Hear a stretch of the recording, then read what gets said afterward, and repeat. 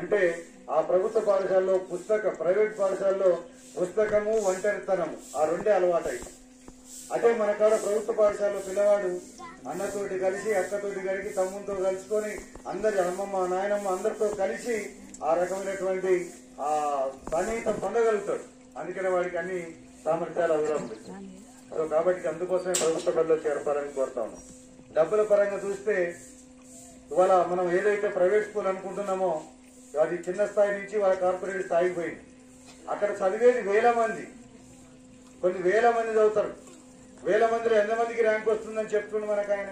ఇద్దరికో ముగ్గురికో rank వస్తే నా బడిలో ఫస్ట్ ర్యాంక్ వచ్చింది అంటాడు. మిగతా ఎంతమంది ఫెయిల్ అయింది మాత్రం చెప్పాడు. కాబట్టి ఆ రకంగా మనల్ని మభ్య పెడతా ఉన్నారు. అలాంటి ప్రైవేట్ విద్యా సంస్థల పట్ల మనం జాగ్రత్తగా ఉండాలని చెప్పడము ఈ జాతర యొక్క ఉద్దేశం.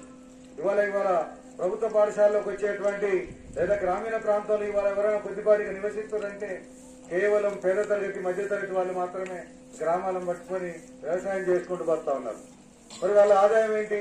ఆదాయంలో పిల్లల ఫీజుల ఖర్చులకు ఎంత పెడుతున్నారని చూస్తే ఇవాళ 70-80% అంటే 100